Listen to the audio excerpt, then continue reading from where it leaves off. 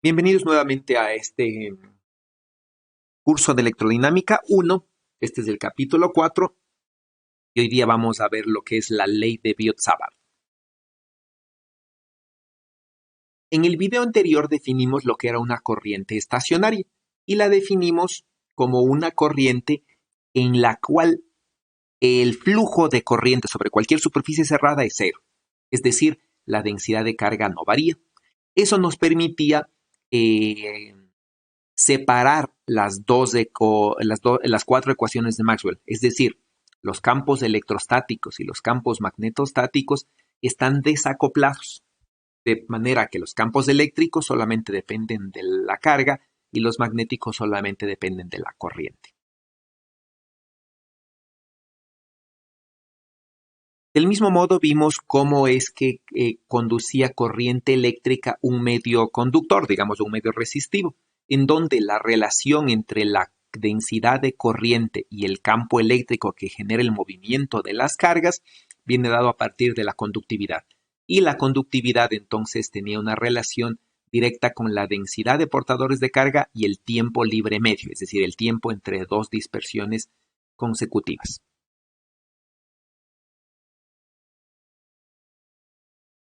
Ahora, si nosotros tomamos las dos ecuaciones de Maxwell para el campo magnético, vamos a tener, ¿no?, que las dos ecuaciones de Maxwell simplemente a través del teorema de Helmholtz me permite calcular el campo magnético. ¿En dónde, no? El campo magnético se lo puede escribir como el rotacional de un potencial vectorial, donde el potencial vectorial se lo define de esta forma, o se demuestra que es igual a esto, ¿no es cierto? Y el vector campo magnético o el vector densidad de flujo magnético, como se lo suele llamar, tiene una relación así. Es decir, el campo magnético depende del inverso del cuadrado de la distancia. Seguimos teniendo la relación del cuadrado de la distancia, pero como nosotros podemos ver aquí, la dirección que tiene V y la dirección que tiene el diferencial de corriente y la posición relativa están relacionadas a través de un producto cruz. Es decir, si nosotros cogemos un diferencial de campo magnético y un diferencial de corriente, vamos a ver que el diferencial de campo magnético es ortogonal al diferencial de corriente. Es decir, por ejemplo, si el campo magnético está en esta dirección y digamos que este es el eje Z, el campo magnético no puede tener dirección Z, sino que debe tener una dirección ortogonal a Z. Y en este caso va a ser, ¿no es cierto?, el campo magnético debe estar en el plano XY.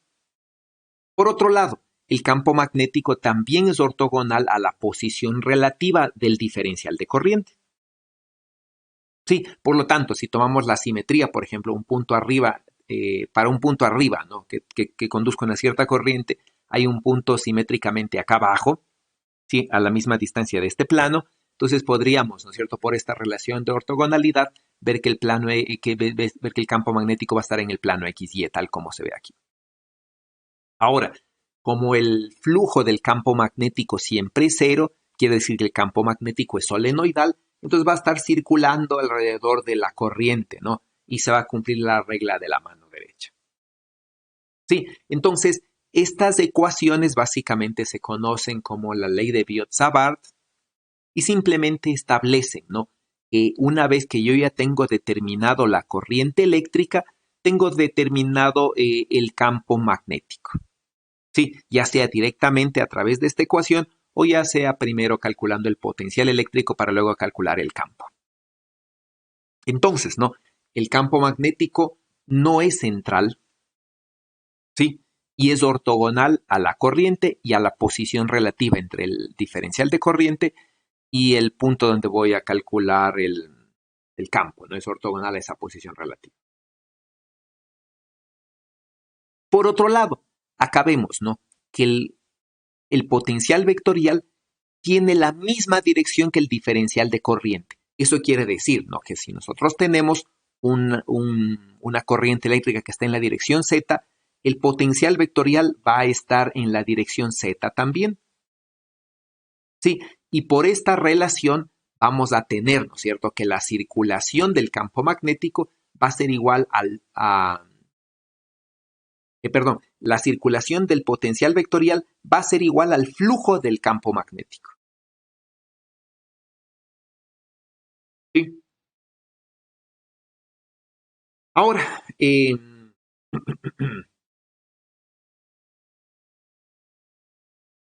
fijémonos en esta ecuación, ¿sí?, en la cual me dice, ¿no?, que la densidad de flujo magnético se relaciona simplemente con el potencial vectorial a través del rotacional.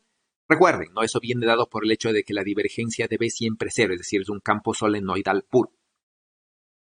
Ahora, si esto es así, y recordamos que matemáticamente el rotacional de un gradiente siempre es cero, quiere decir, ¿no?, que yo puedo construir diferentes potenciales vectoriales que me den el mismo campo magnético. Es decir, el potencial vectorial está indefinido por una función, por básicamente el gradiente de una función. Si eso es así, entonces quiere decir, ¿no es cierto?, que si reemplazo esta ecuación, por ejemplo, acá, yo voy a tener que el potencial vectorial debe cumplir con esta ecuación. Y como el potencial vectorial está indefinido por una función gradiente, yo puedo elegir la función gradiente de la forma que me convenga. Y en el caso de la magnetostática, se elige que la divergencia de A sea cero. Sí, con el objeto de simplificar esta ecuación, ¿ya? Donde esta ecuación simplemente me establece, ¿no?, que el potencial vectorial se relaciona directamente con la corriente eléctrica a través de una ecuación de Poisson. ¿Sí? A esta condición, a esta función gradiente de psi que me hace que la divergencia de A sea cero se llama un gauge o gauge, ¿sí?, de Coulomb.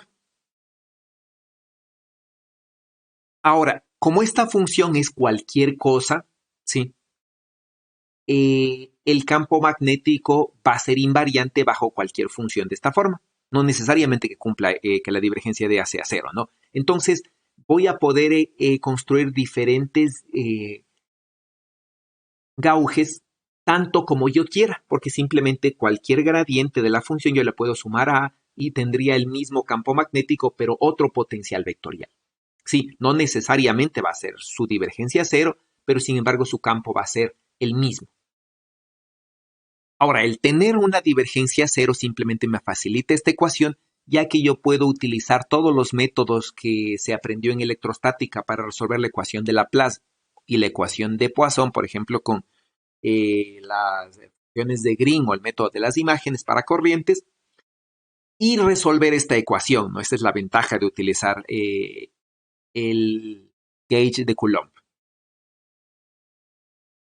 Por otro lado, ¿no?, el hecho de tener la divergencia de B es cero, ¿no es cierto?, y tener esta ecuación, el rotacional del campo magnético se relaciona directamente por la corriente, se va a poder escribir esta ecuación, que es la misma en forma integral, la cual establece, ¿no?, que el flujo del campo, que la circulación, perdón, del campo magnético en un contorno cerrado se relaciona directamente con la corriente.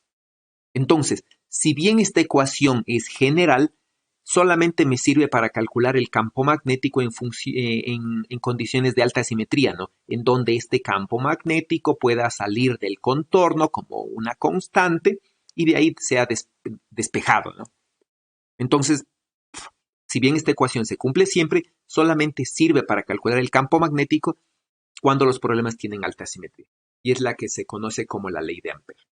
Entonces, en definitiva, tenemos dos formas de calcular el campo magnético: a través de la ley de Ampère y a través de la ley de Biot-Savart. Muchas gracias por su atención.